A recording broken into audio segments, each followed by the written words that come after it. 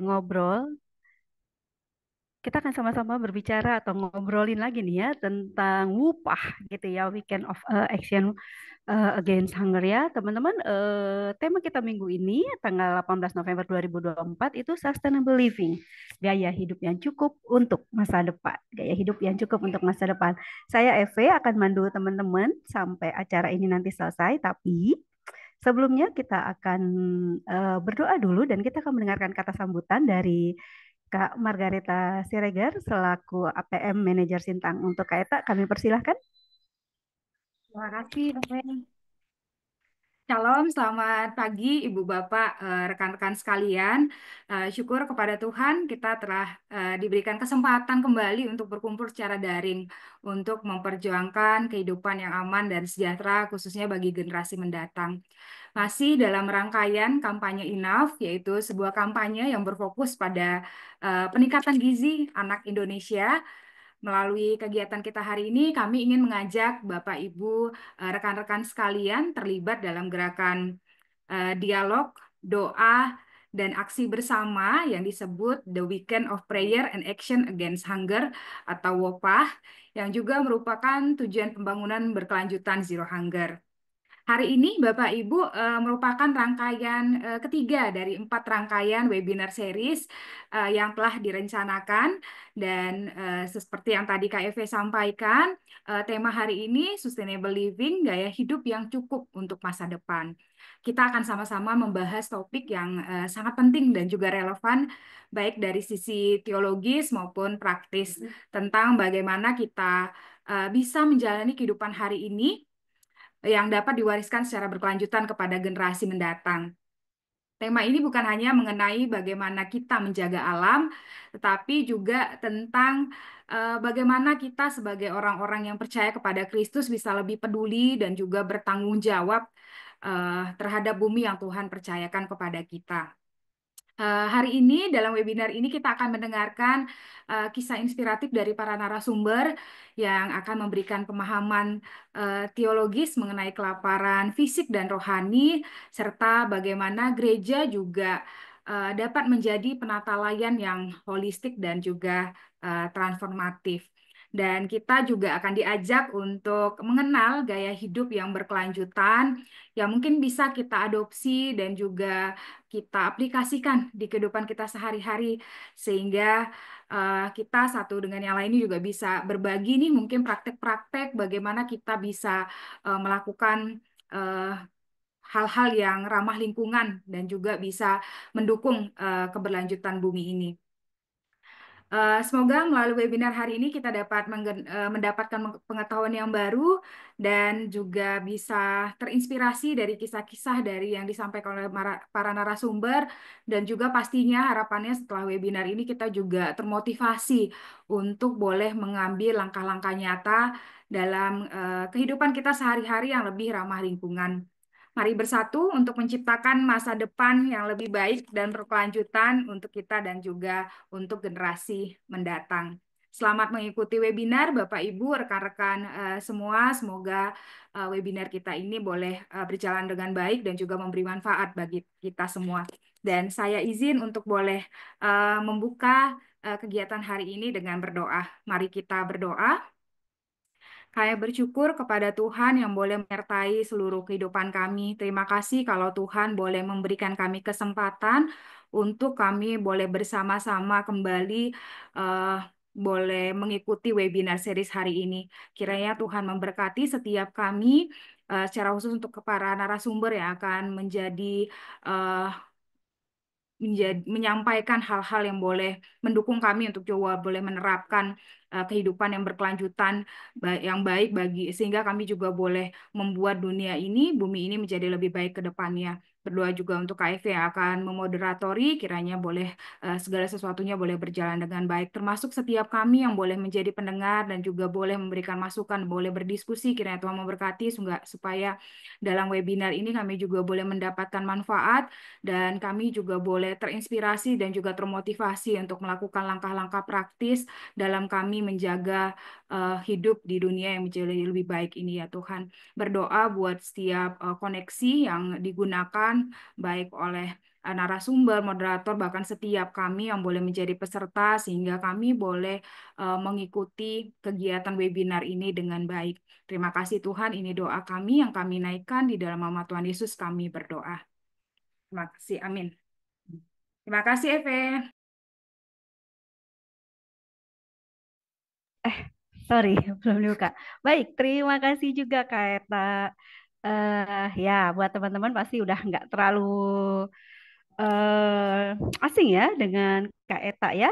Baik, teman-teman, saat ini seperti yang tadi didiskusikan Bapak Ibu sekalian, kita akan bicara tentang gaya hidup yang cukup untuk masa depan.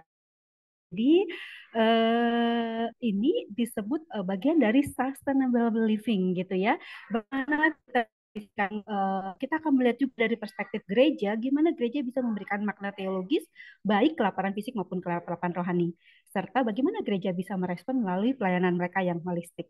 Terus nanti kita juga akan bicara tentang bagaimana sih memperkenalkan konsep kehidupan yang berkelanjutan, terus gimana praktisnya supaya kita bisa adopsi ini kehidupan tersebut, pola atau gaya hidup tersebut.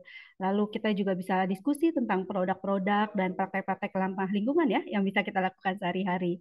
Tentu saja saya tidak akan melakukan diskusi ini sendiri. Saya nanti akan ditemani oleh dua narasumber yang memang sengaja diundang untuk kegiatan ini. Tapi sebelumnya kita mau lihat satu video dulu ya.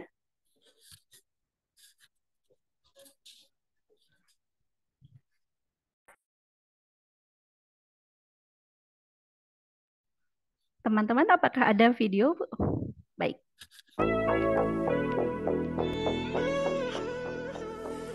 Okay. You ready? Yeah. Go forth Go forth and share your food with the hungry. and share your food with the hungry. Go forth Go forth and provide the wanderer a shelter. and provide the wanderer a shelter. God will guide you always, God will guide you always, and you will be like a well-watered garden, and you will be like a well-watered garden, like a spring whose waters never fail. like a spring whose waters never fail. The grace of the Lord Jesus Christ The grace of the Lord Jesus Christ, and the love of God the love of God, and the communion of the Holy Spirit and the communion of the Holy Spirit be with you all. be with you all. Amen. Amen.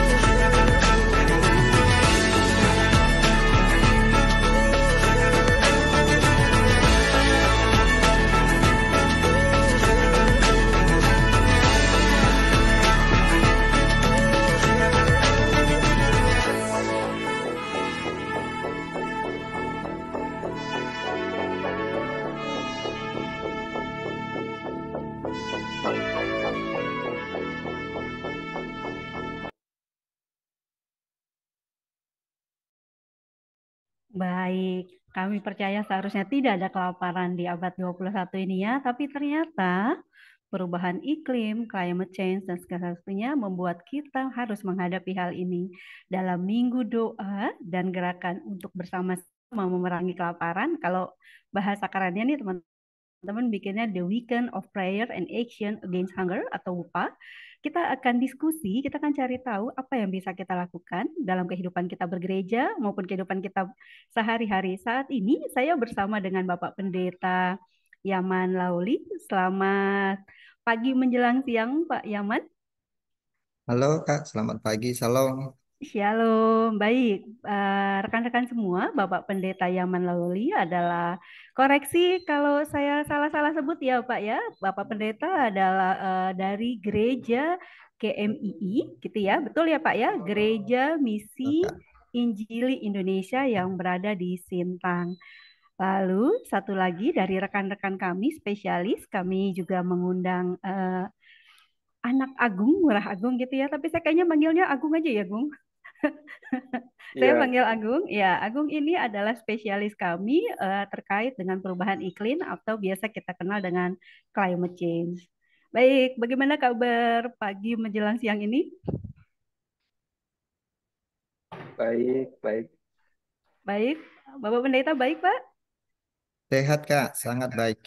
Ya, puji Tuhan. Kita akan sama-sama nih ya bersama-sama untuk mencari tahu gitu ya, baik dalam perspektif gereja maupun nanti Agung akan sharing ke kita juga ya, apa yang hal-hal praktis ya Agung ya yang bisa kita lakukan terkait climate change. Mungkin beberapa teman sudah terpapar dengan sangat baik. Baik, saya akan mulai diskusi kita pagi ini. Mungkin pertama-tama nih izinkan saya bertanya dulu ke Pak Pendeta ya. Pak Pendeta, apa sih makna teologis gitu ya kalau dengar kata kelaparan fisik, kelaparan gereja, sebenarnya apakah ada makna teologis terkait hal ini, Pak? Lalu pertanyaan kedua mungkin khusus ya, Pak ya, bagaimana sih gereja bisa berperan sebagai penata layan yang transformatif? Artinya kan harus melakukan hal-hal apa ya gereja gitu ya untuk menanggapi yang kelaparan fisik dan rohani ini, Pak? Boleh dijelaskan untuk kami nih, Pak, biar kami sama-sama belajar? Silahkan, Pak Pendeta. Baik, terima kasih Kak Eve. Apakah dengar jelas suara saya begitu ya Kak? Sangat Jelas, jelas jelas ya. sekali. Mhm. Baik, sebelum saya sharing tentang apa yang kita diskusikan hari ini, perkenalkan saya eh, salam untuk kita semua. Nama saya Pendeta Yarman Lauli. Saya gembala jemaat di GMI Getsemani Tapang 9 di Sintang. Saya sudah menikah, sudah punya istri dua, anak. Bukan dua istrinya, tapi dua anaknya maksudnya. Ya, Bapak Ibu, eh, pada pagi hari ini kita bersama-sama dalam diskusi ini. Tentu kalau kita melihat judul yang kita bahas topiknya ini sangat menarik sekali untuk kita diskusikan bersama, yaitu gaya hidup yang cukup untuk masa depan. Begitu ya. Nah, sebelum kita masuk dalam topik itu, saya rindu untuk kita membaca firman Tuhan dulu yang dari satu bagian firman Tuhan dari 1 Timotius ayat pasal 6 ayat 8 ayat 6 sampai yang ke-8. Demikian bunyi firman Tuhan. Memang ibadah itu kalau disertai rasa cukup memberi keuntungan besar, sebab kita tidak membawa suatu apa ke dalam dunia dan kita pun tidak dapat membawa apa-apa keluar. Asal ada makanan dan pakaian cukuplah.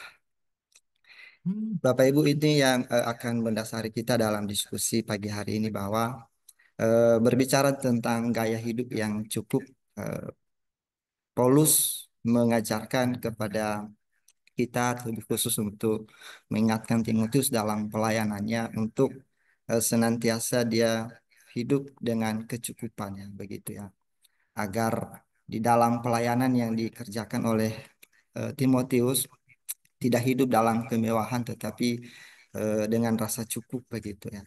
Nah, berkaitan tadi pertanyaan yang ditanyakan bahwa apa yang dimaksudkan dengan kecukupan itu? Ya, tentu saja bahwa apa yang Tuhan berikan kepada kita, apa yang Tuhan sediakan bagi kita, itu sebuah hal yang harus kita syukuri begitu.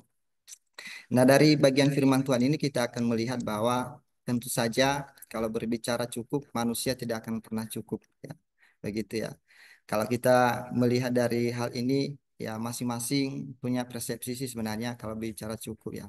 Sehingga manusia bekerja keras untuk ya mendapatkan, untuk melihat, bahkan juga bagaimana supaya apa yang ia inginkan semuanya dia dapati.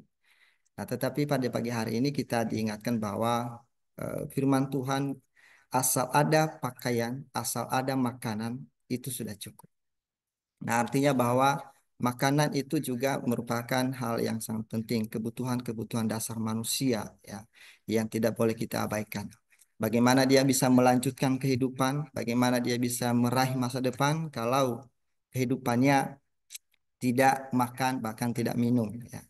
Sekali lagi bahwa kebutuhan dasar manusia adalah makanan bahkan juga pakaian. Maka pagi hari ini kita akan melihat bagaimana dengan kita yang atau masyarakat orang-orang yang di sekitar kita yang mengalami kekurangan seperti itu. Maka dari sini kita akan melihat bahwa sekali lagi berkat yang Tuhan berikan kepada kita. Nah, mari kita mensyukuri itu ya. Seperti firman Tuhan katakan bahwa asal ada pakaian, asal ada makanan, dan kita harus mensyukurinya. Lalu yang kedua tentang apa tadi? Bagaimana berbicara tentang makanan. Tadi pertanyaan KFV berbicara tentang kelaparan fisik dan bahkan juga kelaparan rohani. Nah, dari bagian firman Tuhan, kalau kita melihat di dalam Matius, Matius pasal 6, ya, sebagai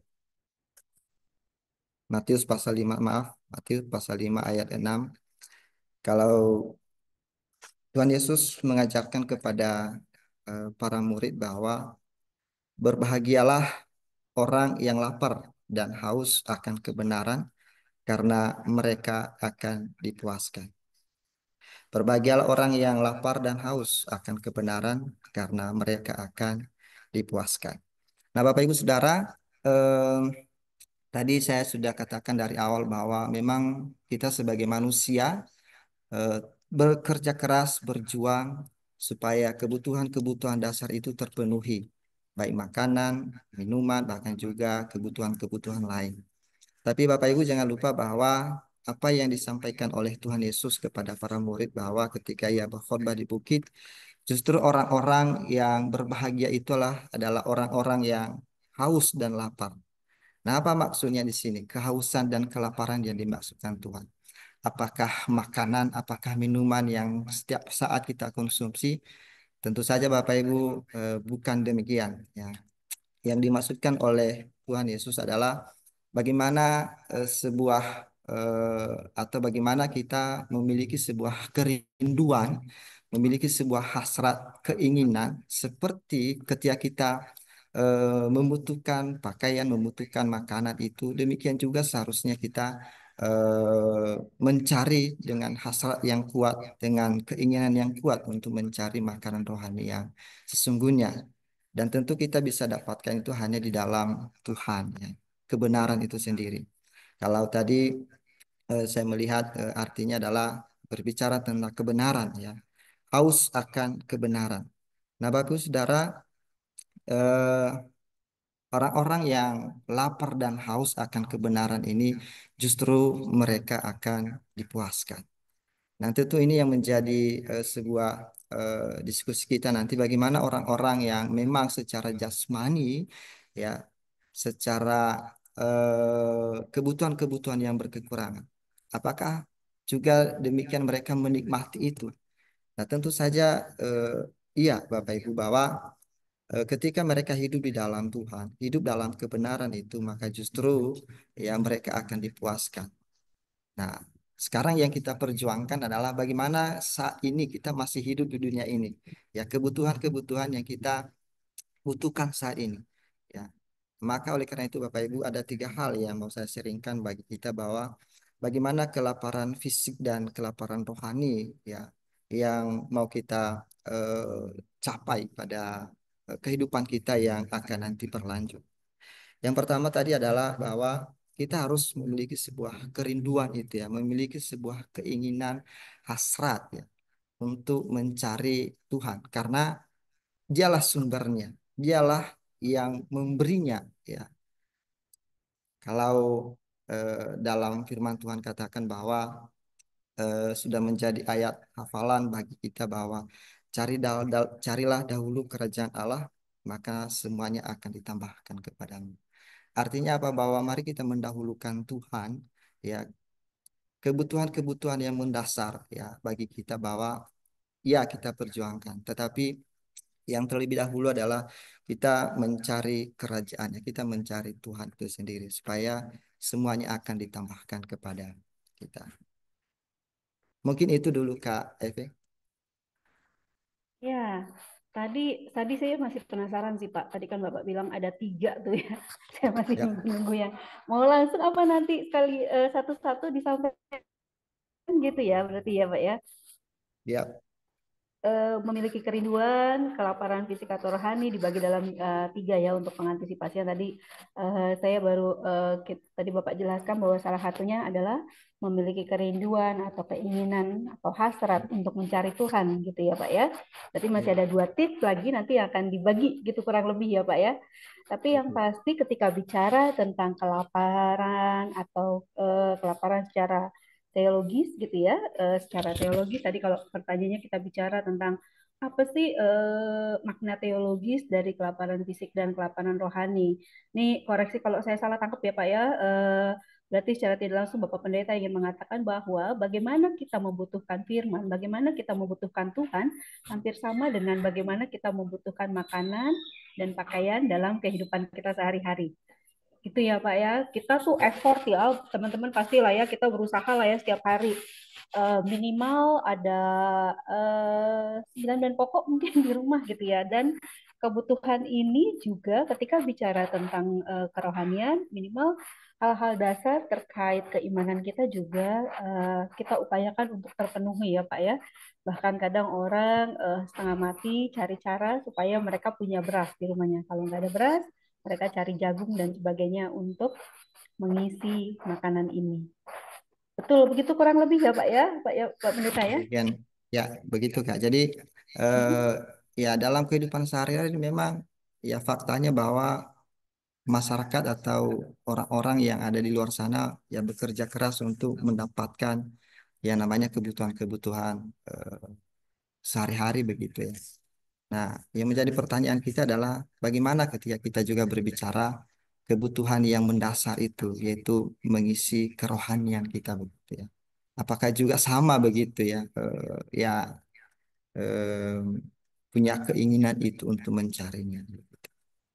Ya, demikian Kak. Baik, nah kalau misalnya bicara masyarakat nih Pak ya, kalau bicara tentang iya bagaimana masyarakat, akhirnya masyarakat mengupayakan sendiri gitu kan Pak ya, entah dia bekerja, entah dia pungut, entah dia minta gitu. Tapi saya tertarik ketika kita bicara tentang kebutuhan gitu ya, ini bicara tentang konsep teologis terus bagaimana mengatasi kebutuhan-kebutuhan rohani tersebut. Ini kan kayaknya sulit ya, bagaimana gereja bisa mengambil peranan nih Pak untuk memenuhi kebutuhan-kebutuhan tersebut.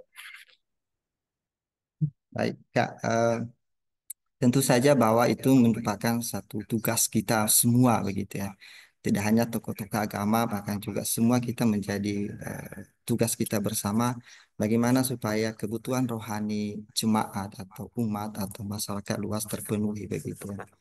Nah, praktik baik yang kami lakukan di tempat ini di Sintang khusus di tempat saya bahwa ya mau tak mau di dalam kehidupan kita ya harus kita eh, mendorong mereka lewat pelayanan-pelayanan yang ada yang kita lakukan, entah kalau dalam persekutuan-persekutuan, ya melalui itu kita memberikan pemahaman-pemahaman secara alkitabiah ya, yang kita bicarakan, supaya mereka memahami bahwa sumber satu-satunya yang memberkati, yang memenuhi kebutuhan kita adalah memang Tuhan saja, bukan yang lain. Nah, maka oleh karena itu, kita sebagai hamba-hamba Tuhan, kita punya eh, tugas ya, bahkan eh, semua kita untuk senantiasa memberikan pemahaman-pemahaman, memberikan pengertian-pengertian bahwa mari yuk sama-sama hidup di dalam bersandar sepenuhnya kepada Tuhan. Begitu Kak. Wah, saya kebayang nih Pak ya, saya mungkin belum sampai Sintang gitu ya, tapi saya membayangkan ketika saya main ke Sekadau saja, desa-desanya jauh-jauh banget dan saya appreciate dengan tadi Bapak bilang ya, Bapak teman-teman penata layan gitu ya di gereja gitu ya. Ini contoh baik dari yang Bapak lakukan adalah dalam kehidupan berjemaat mendorong lewat pelayanan-pelayanan yang ada melalui persekutuan-persekutuan. Saya ngebayangin berarti tidak tinggal diam. Artinya gereja ikut jemput bola ya Pak ya, datang langsung ke jemaat, bagaimana menguatkan jemaat sehingga pemahaman ini pasti bukan proses yang cepat ya Pak ya. butuh waktu yang lama untuk menimbulkan kesadaran di jemaat, di masyarakat bahwa tadi seperti Bapak bilang bahwa sumber segala kebutuhan itu ada di Tuhan, bukan yang lain. Apalagi di tengah juga masih adanya adat, masih adanya kepercayaan. Boleh cerita sedikit nggak Pak? Pengen tahu aja sih tantangan yang paling dirasa berat ketika melakukan ini bersama masyarakat. Ini emang nggak agak ini ya, tapi saya appreciate, penasaran gitu, bagaimana Bapak melakukan ini, mentransformasikan ini di wilayah layanan gereja. Ya, Kak, kalau di tempat saya sendiri memang kalau bicara sumber daya manusia eh, Mhm. memang agak kurang begitu ya. Tetapi puji Tuhan apa yang sudah kita kerjakan selama bersama-sama dengan Wahana Visi juga sebenarnya di dalam penguatan-penguatan, di dalam pelatihan-pelatihan itu juga seperti itu ya. Akan sangat menolong mereka walaupun memang kalau bicara sumber daya manusia tadi ya bicara baca tulis agak kurang di situ Kak. Tapi bagaimana kita berusaha kami sebagai gembala untuk menjelaskan kepada mereka bahwa ini loh sesungguhnya inilah eh, Tuhan yang kita sembah, yang kita imani dan kepadanya lah kita bersandar. Nah, lewat tadi kegiatan-kegiatan yang kami lakukan adalah seperti yang sudah kami buat dalam persekutuan kaum bapa, persekutuan ibu-ibu, begitu ya, komisi remaja, dan bahkan juga anak sekolah minggu. Nah, memang tantangannya yaitu tadi Kak, karena masalah yang pertama sih malah masalah sumber daya manusianya begitu ya. Lalu yang kedua, em, apalagi nama itu ya, masih kita berjuang lah dengan bagaimana mereka punya atau menangkap apa yang kita sampaikan. Karena tadi keterbatasan itu, maka ya dengan usaha ya, dengan daya upaya kita benar-benar kita menjelaskan. Gitu. Lalu yang kedua yang menjadi tantangan-tantangan yang berikutnya juga Kak bisa eh, kalau saya mengatakan bahwa perilaku juga bisa mempengaruhi kan.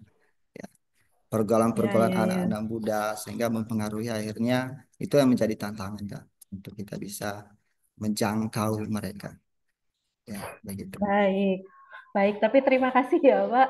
Artinya memang gereja ini punya peranan gitu ya sebagai penelayan dalam mentransformasi.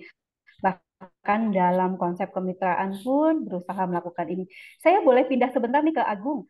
Gung, tadi bicara lihat dari sisi rohani gitu ya, bahwa katanya kalau secara kerohanian sebenarnya cukup makan dan cukup pakaian gitu ya. Dan saya agak sama-sama ya, sebenarnya saya juga agak nggak paham nih gaya hidup yang cukup untuk masa depan.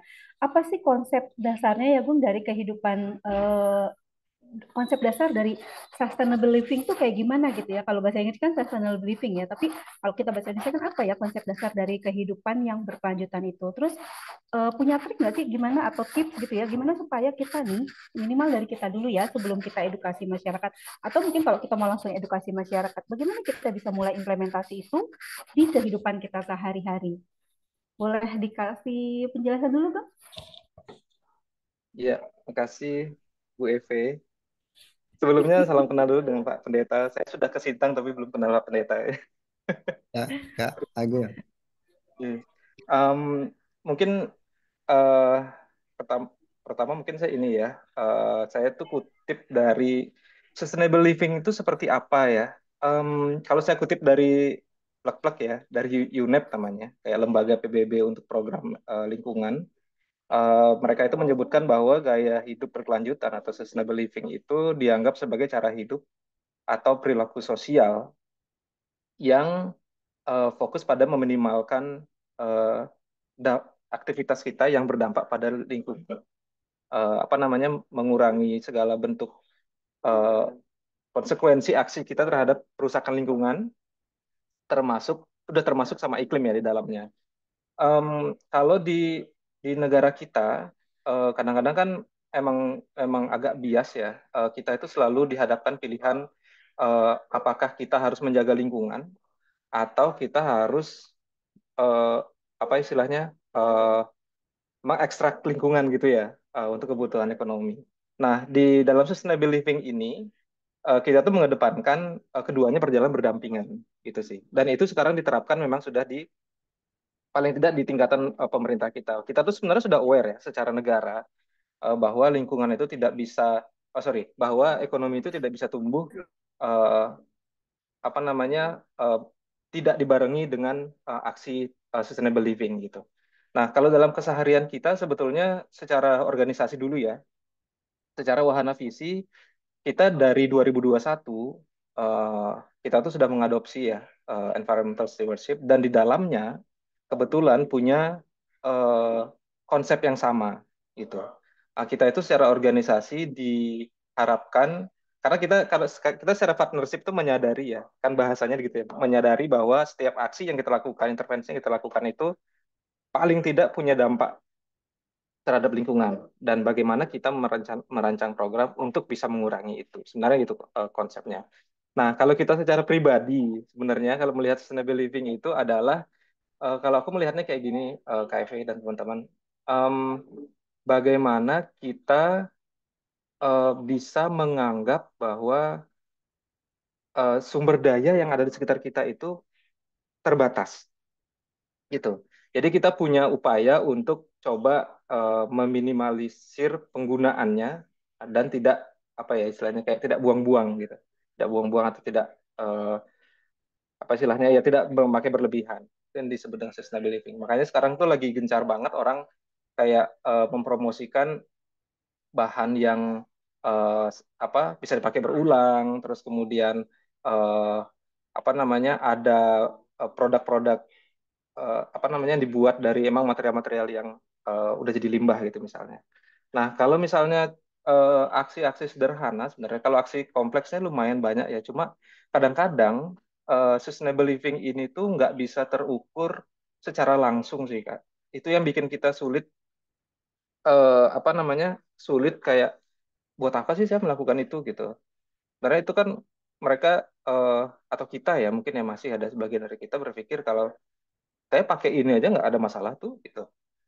Nah, kemarin itu aku sempat baca ya eh, apa namanya setelah si Amerika Trump itu jadi presiden dan dia punya satu statement mungkin nggak plek ya, tapi mereka itu akan mengedepankan ekstraksi sumber dayanya lagi gitu di atas dari konservasi lingkungan. Nah, artinya mereka kan melihat bahwa sumber daya itu tidak ada habisnya. Nah, kalau dari kita sendiri, kalau aku sih mikirnya sumber daya itu terbatas, bukan dalam arti sumber daya itu habis gitu, tapi sumber daya itu kadang-kadang ada yang tidak layak pakai gitu.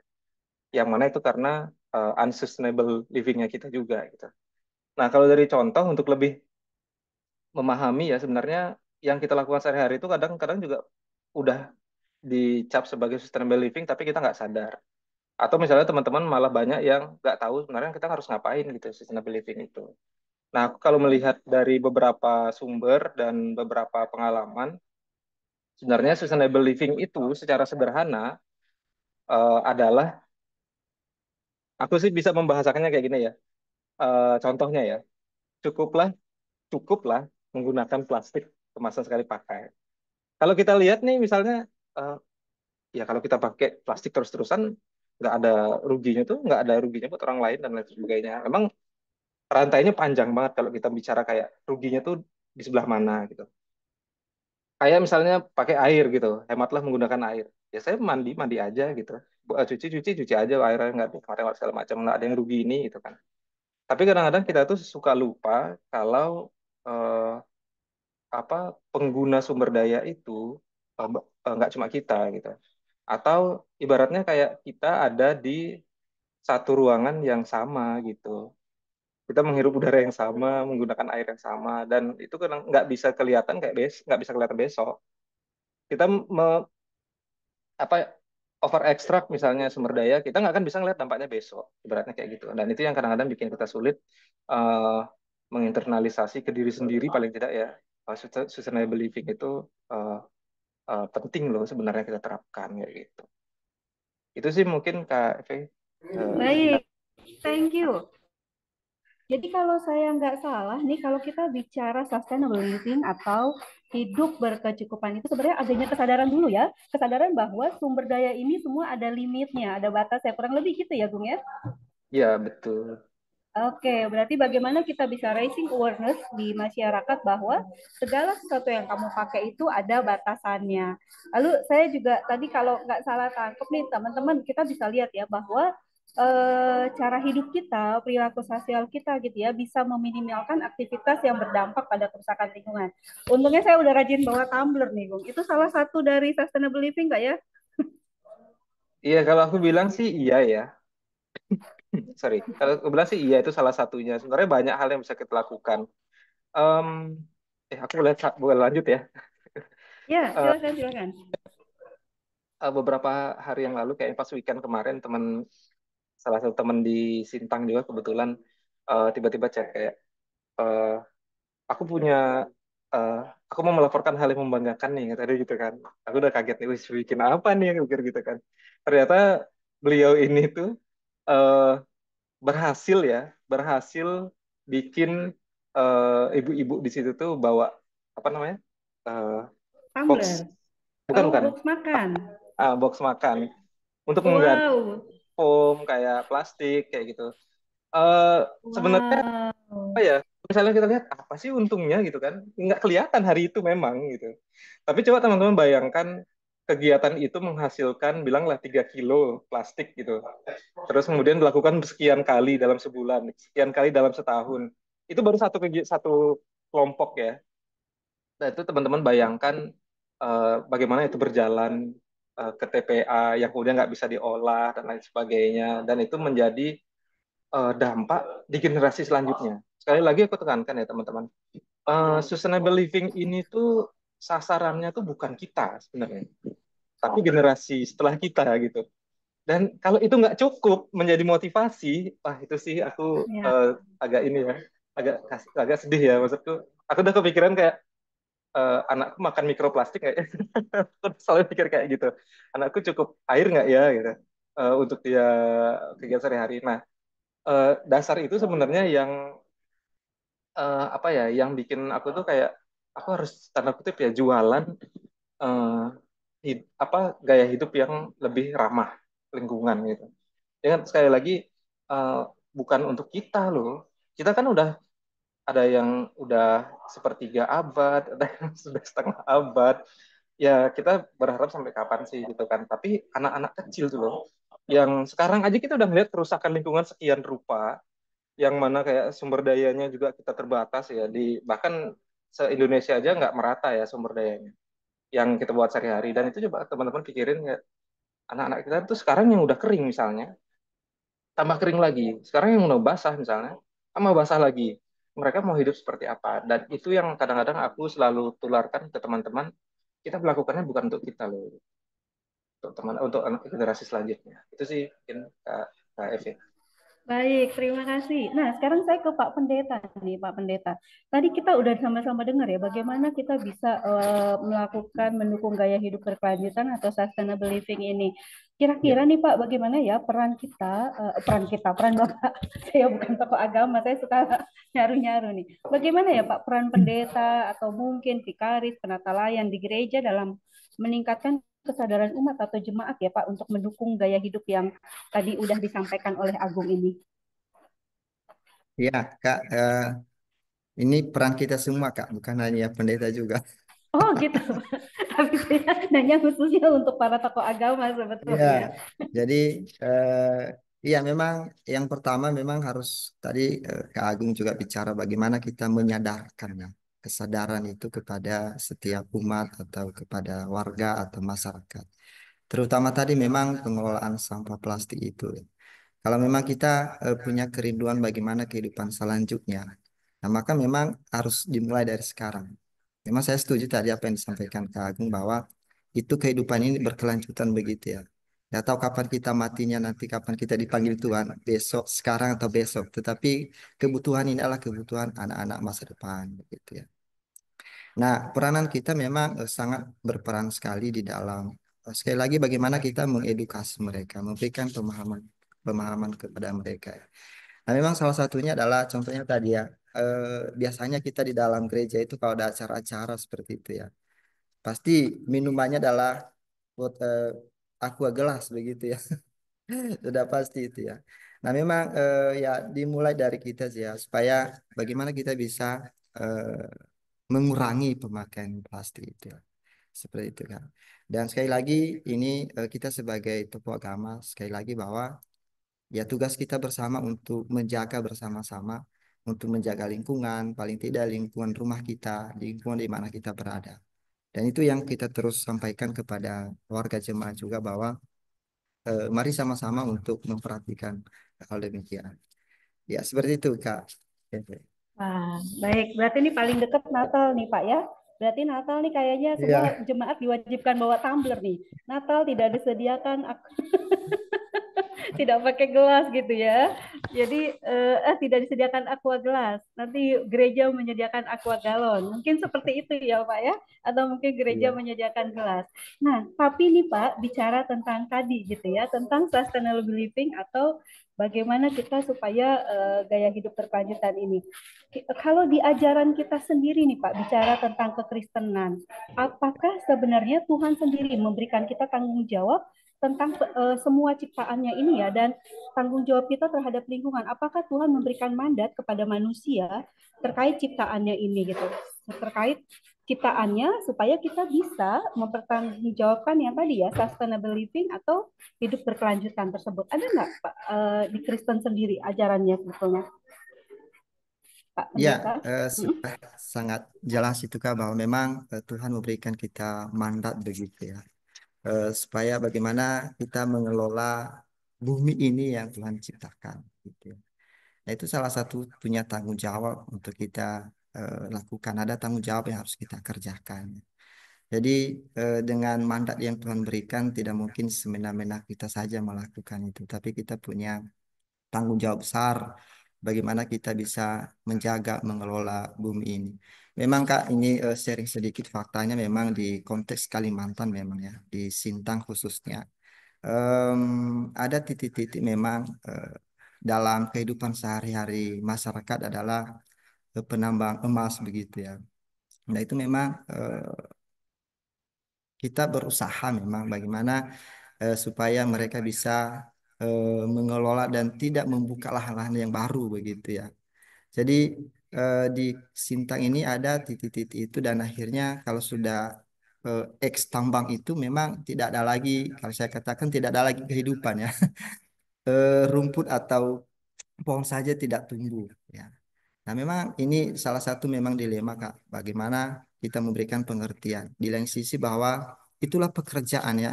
Beberapa persen adalah pekerjaan masyarakat atau jemaat begitu ya.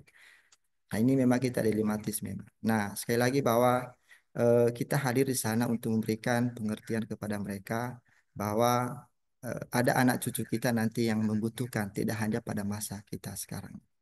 Nah, maka kita wajib untuk menjaga ya bumi ini begitu ya supaya tidak rusak oleh karena kebutuhan sesaat seperti itu ya itu Kak. Baik. Baik, berarti memang jelas ya di Alkitab juga dinyatakan bahwa ketika Tuhan menciptakan, maaf, ketika Tuhan menciptakan seluruh isi bumi, terus kita ada nih ya melalui Adam dan Hawa, sebenarnya tujuan pertamanya untuk memelihara dan menjaga ya Pak ya. Kalau saya tuh cuma ingat mandat satu, beranak cuculah dan bertambah banyak.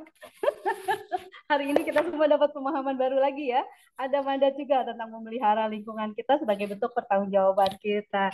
Nah, tapi nih Gung, saya kembali ke Agung lagi deh. Gung, apa sih tantangan-tantangan ya yang mungkin akan kita hadapi nih terkait mengadopsi gaya hidup yang tadi kita sama-sama diskusikan ya. Apa tantangan yang mungkin akan dihadapi oleh ya kita staff atau masyarakat mungkin ya terkait gaya hidup berkelanjutan ini?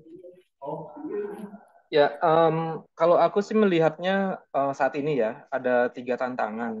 Eh, yang pertama itu yang paling besar yang udah disebutin tadi ya sebenarnya. Em, kita tuh masih kadang-kadang nggak sadar bahwa sumber daya itu kita sangat terbatas. Eh, kita bicara air ya, kita bilang kalau air itu nggak akan ada habisnya sebenarnya. Tapi apakah 100% itu layak dipakai? Itu yang belum tentu. Nah, itu kadang-kadang yang eh, kita tuh sulit menyadarkan bahwa eh, keterbatasan itu dari sisi kualitas itu sangat lebih sulit gitu dijaga dibanding sisi kuantitasnya kalau aku lihat. Nah, itu satu tantangan utamanya, menyadarkan mereka bahwa sumber daya itu ada batasnya. Terus kemudian tantangan yang berikutnya adalah eh, kita atau masyarakat itu masih eh, apa belum melihat pemanfaatan sumber daya ini untuk jangka panjang gitu. Nah, sekarang tuh yang sulit adalah ngapain kita mikirin 10, 15, 20 tahun lagi kalau sekarang aja kita sulit gitu kan. Dan itu masih PR sebenarnya. Untuk menciptakan masyarakat yang punya visi atau kita yang punya visi ke depan terkait dengan sustainable resources ini, kita tuh harus punya fondasi yang kuat dulu. Ibaratnya kayak eh, kita cukup dulu. Nah, ini nih, kita PR-nya kan gitu ya. Kita cukup dulu, baru kita bisa ngeliat ke depan. Nah, itu yang mungkin jadi tantangan kedua. Tantangan ketiga adalah eh, ada masyarakat yang cukup, ada. Tapi kadang-kadang mereka nggak tahu harus ngapain, gitu. Eh, Berdasar dari ketidaktahuan, sebenarnya saya, apa ya contohnya ya, saya menggunakan deterjen, bilang gitu lah ya. Saya menggunakan deterjen, terus kemudian langsung terbuang tanpa adanya IPAL. Saya nggak tahu tuh dampaknya gitu. Atau saya malah nggak tahu caranya untuk mengolah limbah deterjen itu gitu biar keluarnya lebih baik. Dan itu jadi tantangan ketiga kita. Ah, Mungkin kita bisa berperan di ketiganya. Kita secara organisasi maupun tadi ya tokoh masyarakat, tokoh agama bisa berperan di ketiganya. Tapi yang jelas tiga tantangan itu masih perlu kita address sih untuk penerapan sustainable living ini secara in general ya. Karena kayaknya bilang sustainable living itu kesannya urban sekali gitu ya. Kalau kita bicara kayak hidup berkelanjutan tuh kayak kesannya urban sekali. Tapi yakinlah semua apa istilahnya semua masyarakat itu semua orang lah, semua orang itu tinggal di kamar yang sama di bumi ini gitu ya. Dan itu eh, apa namanya nggak ada eksklusifan sih kalau aku pikir ya. Dan tiga tantangan itu harus kita address mulai dari sekarang sih gitu. Itu mungkin nggak tantangannya yang aku rasakan ya sejauh ini. Baik, jadi sebenarnya kita punya 3 PR ya yang menjadi PR kita semua gitu ya sebagai bagian dari anggota masyarakat untuk menyadarkan ini. Ini saya ada sedikit baca nih sebelum saya ke pertanyaan terakhir untuk Agung. Ini katanya wah ada gereja ramah lingkungan. Puji Tuhan ya kalau sudah beberapa gereja mulai menginisiasi hal tersebut. Setiap pemohon diberikan catatan ya saat tumbler, sampah gitu ya. Ada banyak anak muda mengkampanyekan gaya hidup minimalis yang berkontribusi bagi alam dan berdampak sosial. Memakai barang secukupnya, tidak banyak barang sampah. Wah, ini mungkin bisa jadi pentingnya gerakan enough secara masif di media sosial. Baik, terima kasih Pak ya. Eh, Katanya di bagian tema hidup berkelanjutan ini sudah jadi salah satu tema mata pelajaran P5 sedang digalang di sekolah-sekolah. Artinya nih memang semua sudah mulai concern ya sampai kalau memang sudah ada di sekolah. Tapi tadi ya, bagaimana tahu bukan cuma sekedar tahu gitu ya, tapi tahu, paham dan mau melakukan. Itu yang bagian sulit ya. Orang tahu, tapi bagaimana paham dan melakukan itu yang agak sulit. Nah, tapi nih Gung, mungkin ini jadi pertanyaan terakhir saya nih untuk Agung nih. Kalau misalnya gitu ya, masyarakat gitu ya sudah menerapkan, gimana sih caranya supaya kita bisa evaluasi dampak dari mereka sudah mempraktekkan kehidupan berlanjut gitu ya, kehidupan berkelanjutan itu. Ketika kita evaluasi dampaknya kan kalau kita kasih tahu hasil baiknya gitu ya, biasanya kita bisa tularkan. Bagaimana kita mengevaluasi dampaknya dari praktek ini, Gong? Ada caranya kah atau tools atau apa gitu ya sehingga kita bisa tularin lagi nih ke masyarakat yang lain kalau kita udah kasih lihat dampak dari evaluasi yang kita lakukan. Iya, kalau tulus sih mungkin ada ya. Kayak misalnya aku sih membayangkan eh, sebelum melakukan mereka punya emisi berapa. Ini kita, kalau kita bicara iklim juga ya, termasuk lingkungan. Apa namanya emisi berapa, setelahnya emisi berapa. Sebenarnya itu bisa diukur dan dihitung. Tapi aku nggak kadang-kadang ya, aku sulit membawa pesan itu ke masyarakat gitu. Saya peduli apa dengan emisi saya? Kadang-kadang kan gitu juga ya. Itu yang mungkin bisa dibilang kayak eh, saya nggak dapat apa-apa dari situ ya kayak gitu kurang lebih ya. Cuma aku tuh berpikir gini, masyarakat yang terdampak dari apa dari intervensi kita, mereka itu harus bisa menjawab dua hal kalau aku pikir ya. Yang pertama itu adalah eh, kita bertanya nih pada mereka pada atau pada diri sendiri gitu ya. apa yang bikin kita berubah gitu. Terus kemudian bagaimana kita bisa memposisikan diri di orang lain yang apa ya ibaratnya ya, yang menggunakan hal yang sama gitu. Kalau aku melihatnya gitu. Yang pertama itu kan sebenarnya kalau kita mau sulit ya mengukur eh, apa sih istilahnya perubahan perilaku ya, itu sulit mengukur. Tapi kita tuh bisa menanyakan ke mereka. Ini di luar konteks ini ya, evaluasi program ya. Tapi aku coba coba lihat secara masyarakat Ya, aja gitu yang ya. bisa kita lakukan di Heeh. masyarakat ya. Iya betul Oke. betul. Itu pasti mereka mereka tuh harus bisa menjawab ya. Sebenarnya apa sih yang bikin Anda berubah, Bapak Ibu berubah gitu. Nah biasanya jawabannya itu punya makna yang kayak saya harus menyelamatkan generasi saya biasanya gitu. Motivasinya itu kalau aku pikir motivasinya kalau udah sampai ke sana aksi yang dia lakukan pasti niat gitu. Pasti dia bisa mencari solusi kayak misalnya wah saya kesulitan untuk melakukan ini, saya cari sulit melakukan secari dibanding dengan oh saya sulit nih oh jadi nggak usah deh ya. Ya, karena ada beda ya ada motivasi terus kemudian yang kedua eh, ada satu apa ya kemampuan dari mereka untuk menularkan itu sih yang kulihat jadi ada dua hal yang mungkin bisa kita lihat secara tanpa diukur dengan tools ya itu yang satu tadi mereka bisa berubah dengan motivasi tertentu. Kemudian yang kedua adalah mereka bisa mengajak atau uh, me, apa, menyusun aksi kolektif gitu. Itu sulit sebenarnya. Ada beberapa pengalaman sebenarnya Kak Evi dan teman-teman yang aku pikir ya yang kedua ini. Salah satu bank sampahnya Pinla itu kan ini dari sekian bank sampah yang dibina ya sebenarnya ya. Aku kan melihat satu bank sampah yang lumayan maju ya dibanding yang lain. Aku melihat satu satu poin penting adalah di mana ketua ini yang mungkin kita bisa analogikan sebagai tokoh masyarakat ya, itu bisa mengajak orang lain untuk tertarik eh, gabung sama saya, apa gabung ke bank sampah saya gitu. Dia tuh nggak cuma bilang kalau kalau lingkungan bersih, Anda sehat ya. Dia nggak cuma bilang kayak gitu, tapi dia itu langsung menyasar ke kebutuhan sehari-hari loh. Dengan menabung apa di bank sampah saya, harganya terjamin.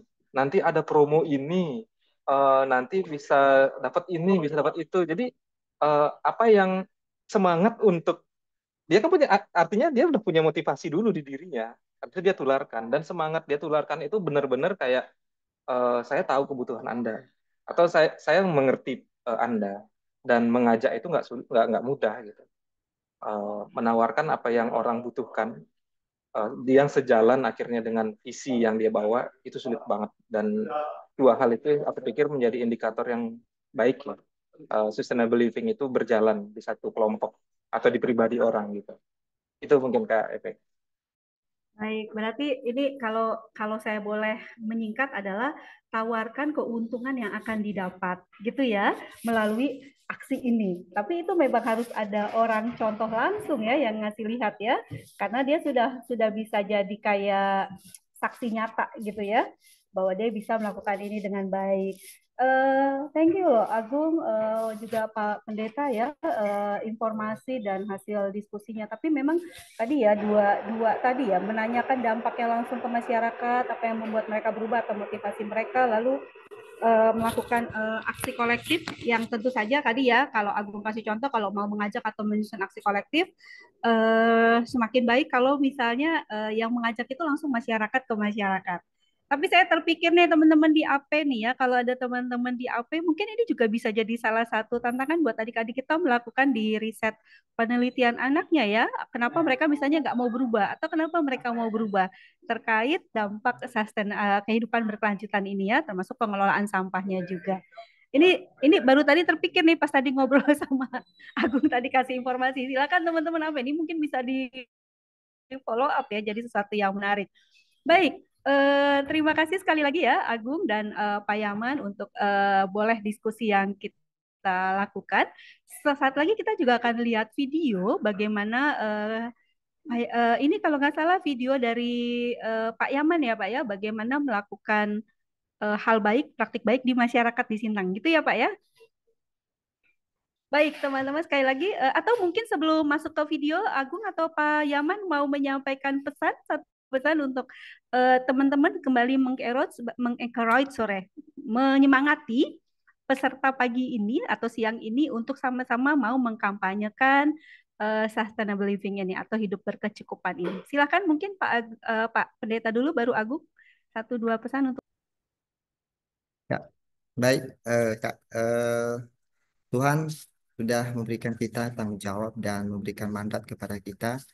Ada satu bagian firman Tuhan yang memang saya akan bacakan untuk kita gitu ya.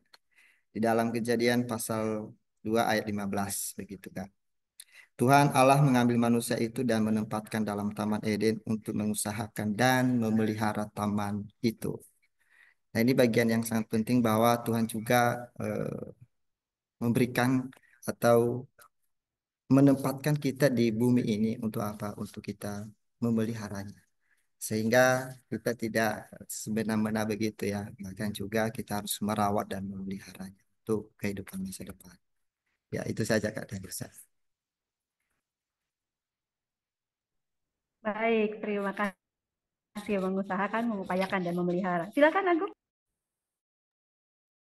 Wah, apa ya? Tadi udah aku sampaikan semua pesanku. Tapi aku pikir tadi menarik sekali ya pesan dari Bapak Pendeta. Sebenarnya kalau aku mengutip dari sana, jadikanlah sebetulnya kebutuhan untuk sustainable living ini menjadi kebutuhan primer juga gitu. Karena udah mencakup semuanya saya kupikir. Dan sekali lagi yang aku mau tekankan adalah pastikan motivasi kita itu nggak cuma untuk kita, itu sih. Jadi untuk yang lebih luas dan generasi yang lebih jauh. Mungkin Kak. Sorry, kebiasaan ngomong terlupa. Baik, terima kasih ya. Jadi ingat ya teman-teman, hidup ini bukan untuk kita. Tadi kalau kata Agung, kalau ngutip ucapan Agung, kita tuh udah seperempat, udah setengah. Waktu kita tuh tinggal segini lagi mungkin. Tapi tugas kita adalah memikirkan apa yang akan kita wariskan kepada anak-anak kita nantinya. Yuk sama-sama kita lihat video praktek baik yang dilakukan oleh Bapak Pendeta Yaman Lawli di Sintang. Silakan.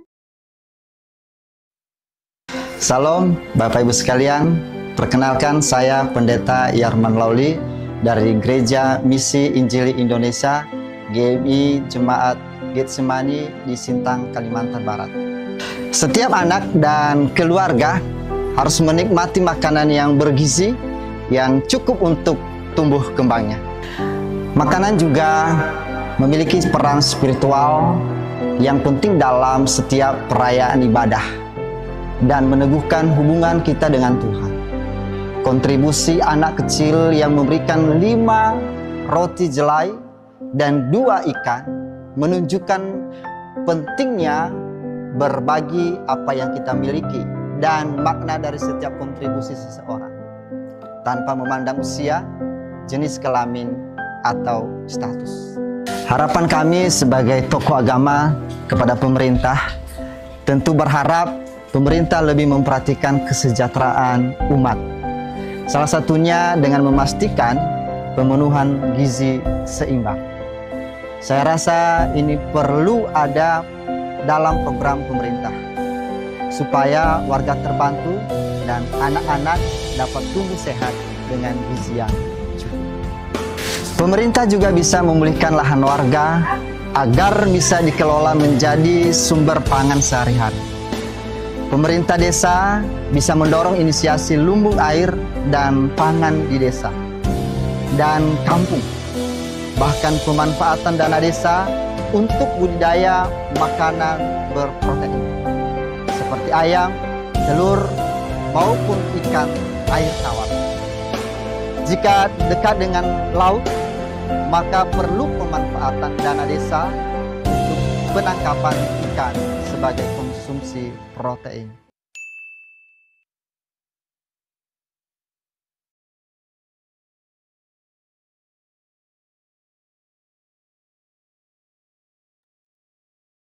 Oke, terima kasih Kak Eve. Kak Eve mempersilahkan kepada saya ya untuk melanjutkan sesi berikutnya. Kalau Ibu kita sudah melihat ya video dari Bapak Yaman, mungkin Bapak bisa dijelaskan sedikit saja apa yang dilakukan yang ada di video itu, Pak. Saya melihat ada tanaman-tanaman tuh yang di situ tuh, terus ada pengolahan makanan. Mungkin bisa dijelaskan sedikit kepada kami, Pak. Ya, makasih Kak Kila. Ini kegiatan-kegiatan yang sudah kami kerjakan di Sintang, khususnya dalam Hmm. di gereja, bahkan juga di masyarakat. Itu tadi ada beberapa pengelolaan makanan, dan itu hasil dari kebun gizi yang sudah dikerjakan oleh kelompok-kelompok masyarakat, kelompok ibu-ibu, bahkan juga kelompok-kelompok di desa yang sudah dikelompokkan begitu. Jadi untuk menunjang makanan bergizi juga, kita memberikan edukasi pelatihan-pelatihan kepada orang tua, bahkan kader-kader, bahkan juga guru-guru PAUD. Tadi ada anak-anak PAUD begitu ya. Sehingga mereka dari situ, ibu-ibu belajar ya, untuk mengelola makanan yang bergizi begitu. Dan itu kita kerjakan, dan itu sampai sekarang masih aktif, Oke, sampai sekarang masih aktif ya Pak ya? masih masih berjalan begitu Kak. Oke, siap-siap. Terima kasih Bapak untuk sharingnya. Terima kasih Beli Agung untuk sharingnya. Bapak Ibu, kita sekarang udah masuk ke ruang diskusi ya. Kalau misalnya Bapak Ibu ada yang ingin bertanya, baik kepada Beli Agung ataupun Pak Yaman, boleh menuliskan di kolom chat. Tapi ini saya punya, saya sudah ada yang japri ke saya ya untuk pertanyaan kepada Beli Agung sama KFV sebentar. Sama Kak Evi, Beli Agung sama Pak Yaman. Bentar ya. Yang pertama untuk eh, Beli Agung dulu nih. Beli, kemajuan dalam hal transportasi, teknologi, dan modernisasi, apakah ini memberikan pengaruh yang baik atau yang buruk dalam kehidupan, terutama terkait hidup yang cukup dan berkelanjutan? Mungkin dari Beli dulu, nanti saya akan beralih ke Bapak Pendeta Yaman. Aduh, ini susah gampang ya. Kalau aku bilang sebenarnya kan sebenarnya definisi teknologi itu kan mempermudah kita ya. Uh, Tuh. ada beberapa teknologi yang memang justru mengurangi emisi. Tapi ada juga klaimnya bahwa beberapa teknologi itu yang diklaim mengurangi emisi tapi juga menghasilkan emisi. Artinya sebenarnya sustainable living itu tidak serta-merta menolkan emisi gitu. Tapi poin utamanya adalah bagaimana kita bisa mengubah perilaku sih sebetulnya itu. Kalau apalagi untuk konteks negara kita ya, maksudnya untuk berubah Mm-mm. aja itu udah syukur banget gitu. Apalagi sampai nol gitu, bisa sampai nol. Dan aku pikir teknologi itu sebagian besar ya membantu kita untuk mengarah ke sana. Ambil contoh lah, sebenarnya untuk apa belanja online deh, belanja online. Jadi kan itu sebenarnya ada satu sebenarnya ada satu aksi ya yang ini agak lumayan menarik ya.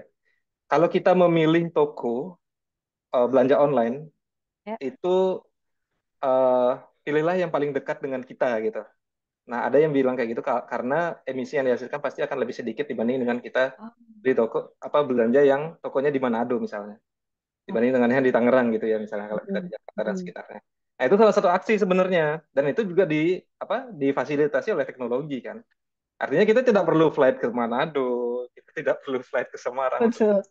Nah, itu salah satu contoh lah untuk ini menganalogikannya. Tapi memang ada beberapa yang masih ada emisi dan itu kita tidak pungkiri. Tapi sekali lagi sustainable living itu tidak serta-merta harus mengenolkan dampak gitu. Paling tidak mengubah perilaku. Itu sih mungkin gila. Oke. Mengubah perilaku. Itu yang kita harus belajar tuh. Hari demi hari, waktu demi waktu gitu ya. Tapi tadi menarik kata Beli Agung gitu ya. Selain mengurangi emisi, mungkin juga mengurangi ongkir ya. Ongkir lebih kurang, karena lebih dekat gitu. Oke, terima kasih Beli Agung. Sekarang saya melanjutkan pertanyaan kepada Bapak Pendeta. Bapak Pendeta ini ada pertanyaan.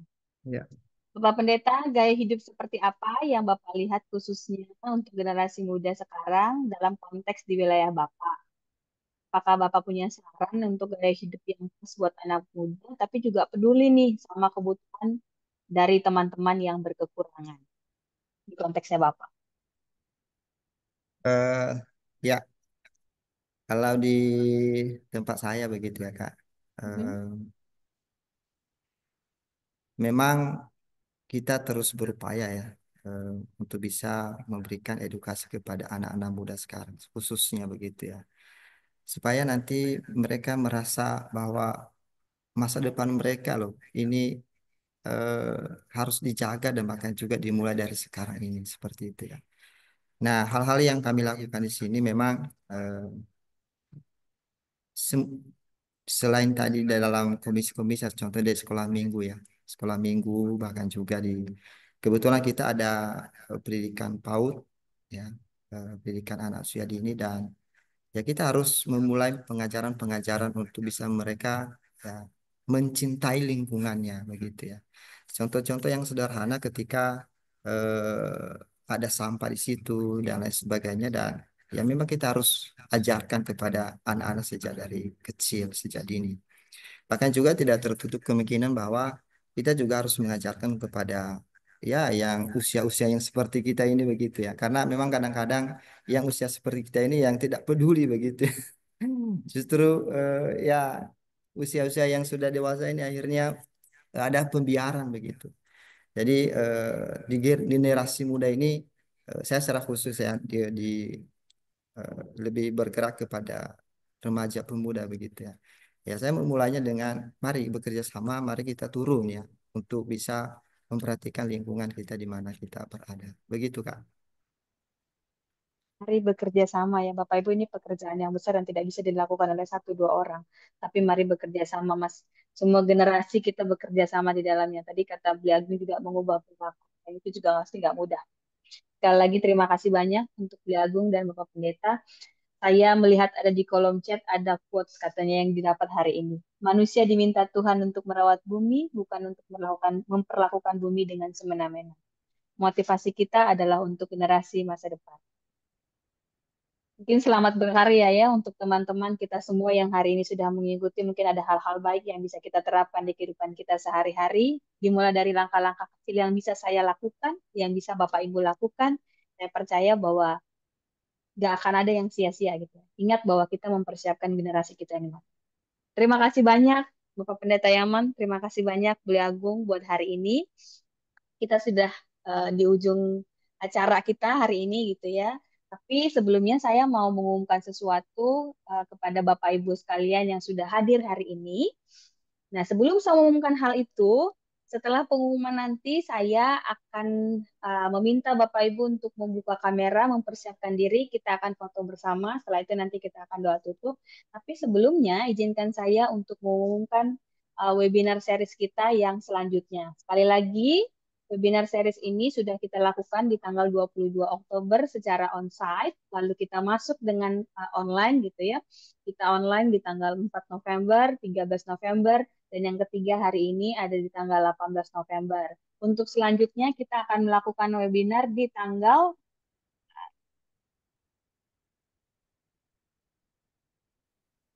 Untuk selanjutnya tetap di waktu yang sama di hari Senin tapi di tanggal yang berbeda 25 November 2024 di jam yang sama jam 10 sampai 11.30 WIB. Teman-teman kami undang kembali untuk mengikuti kegiatan hari ini gitu ya. Kegiatan webinar series yang berjudul Transformasi Sosial Membangun Kedaulatan Pangan Melalui Pemberdayaan Ekonomi Lokal. Teman-teman, kita semua akan mendengarkan kisah-kisah inspiratif dari para narasumber dan juga kisah inspiratif dari Indonesia Timur. Untuk linknya tetap sama, jadi kami sangat berharap Bapak, Ibu, dan rekan-rekan semua bisa mengisi daftar hadir, sehingga kami juga bisa menghubungi kembali apabila sudah ada jadwal-jadwal lengkapnya, termasuk dengan narasumbernya, kami bisa kirimkan kepada Bapak, Ibu sekalian. Sekali lagi terima kasih buat kehadiran Bapak, Ibu, dan rekan-rekan sekalian hari ini. Kita akan membuka kamera kita masing-masing dan kita akan mengambil video, kemudian nanti ngambil foto gitu ya. Selesai kita ambil foto, kita akan ditutup oleh karena tadi kita dibuka dalam doa, maka kita akan ditutup juga di dalam doa oleh Bapak Pendeta Yaman. Bang Manto, kita akan diambil video fotonya sama dibantu oleh Bang Manto.